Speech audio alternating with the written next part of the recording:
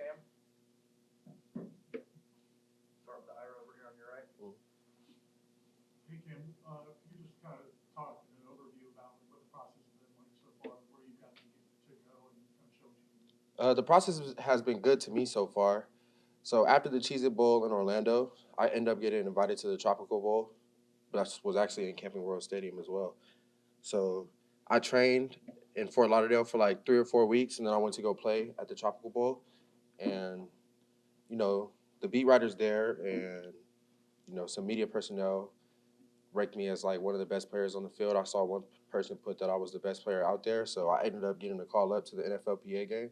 Both bowl games, I mean, both All Star games were a great experience, but the NFLPA Bowl, I feel like it's gonna end up taking over because maybe not be the top bowl game, but it was an amazing experience and it's so tightly connected with the NFL and it really helped me raise my draft stock. So I was grateful for both those bowl experiences, and now I'm just excited for Pro Day tomorrow. We'll go to Brendan, front row on your left. Okay, with those experiences in the two All-Star games, I guess what feedback did you get from NFL teams and consistently what they said about your game that they like, things that they want to see you work on to build on in the future? They said that they appreciate the way that I can win my one-on-one matchups and in the pass game and just create different advantages against linebackers or safeties. And I kind of went on a gauntlet out there doing the one-on-one circuits at the NFLPA game and the Tropical Bowl. So they just like the way that I can win my one-on-one matchups. And on top of that, at the Tropical Bowl, we had a pass blocking period, and I won all my reps in that, and they were very excited about that. So I've gotten good feedback from NFL teams. I like the spot I'm in right now, and I'm just excited for this next step. All right, we'll stay there for Chris.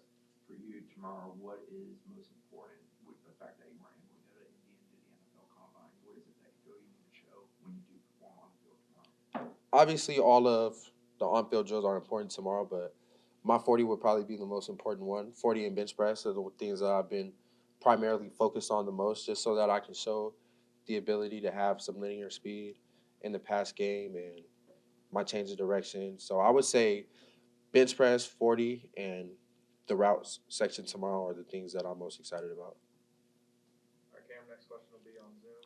Logan Robinson from No Game Day. Going on, Cam? Hope you're doing good. You've got Pro Day tomorrow. What have you been telling some of the scouts, coaches, etc. on the NFL side, both your talents on the field and off the field, some of your your talents that you bring? That's actually a phenomenal question.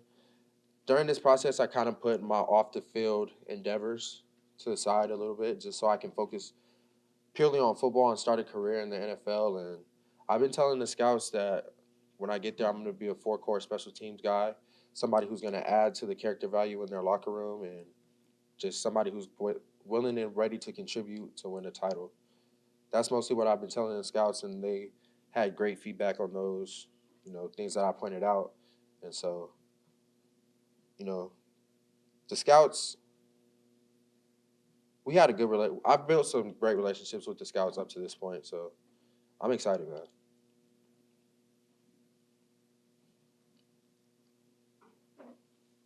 Go back to Ira on your right. Is you were a receiver basically in high school, and then you were a tight end. Right. Do you still feel like you have to prove that you can be a blocking tight end, or do you feel like you proved that during the time? Well, that's a daily battle. It's a daily battle. Every day I have to prove that I can be a blocking tight end, but I definitely stepped my game up in Florida State. At Florida State, just what Coach Norvell was asking me to do, and the offensive staff what they asked me to do. So I was creating a lot of backside cutoffs and power runs towards the tight end.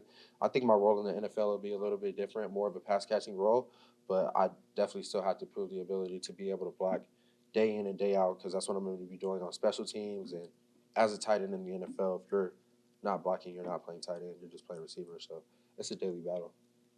Our next will be Aslan in back row on the right. Cam, when you committed to Florida State, you left California, there was a brand new coach here, there was all sorts of excitement.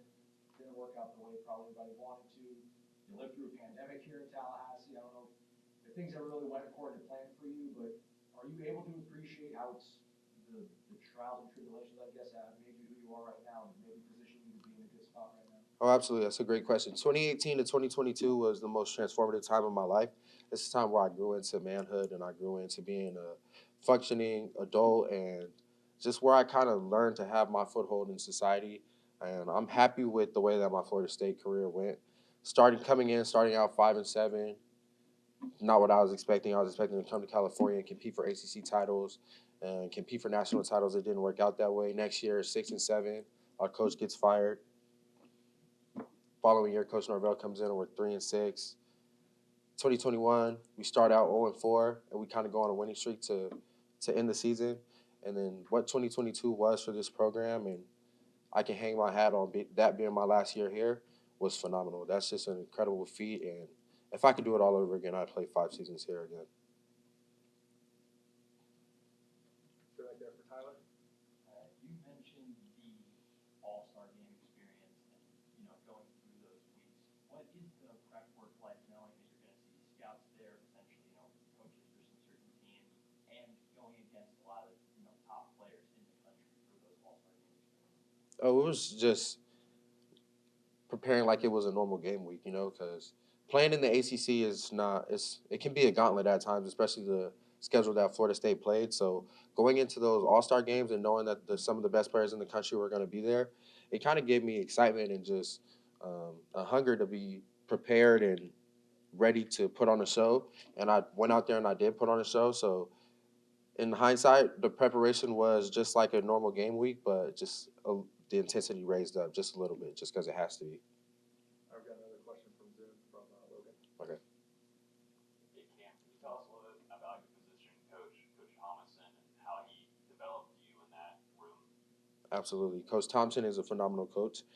I firmly believe that if he wouldn't have put his hands on me the way that he did and just help guide me and scope me into, every down tight end who could do multiple stuff and have a multifaceted game and the way that I can function in the run game, I don't know that I'd be here right now with the opportunity to go to the NFL. So playing underneath Coach Thompson and just starting for him for 3 years and going above and beyond with our preparation, going over the game plans. Coach Thompson taught me how to be a pro, not only on the field, but off the field. So we had a phenomenal relationship, and it still lasts to this day. I couldn't be more appreciative of Coach Thompson. Anything else for Cam? All right. Thanks, Cam. Cool. Thank you, guys.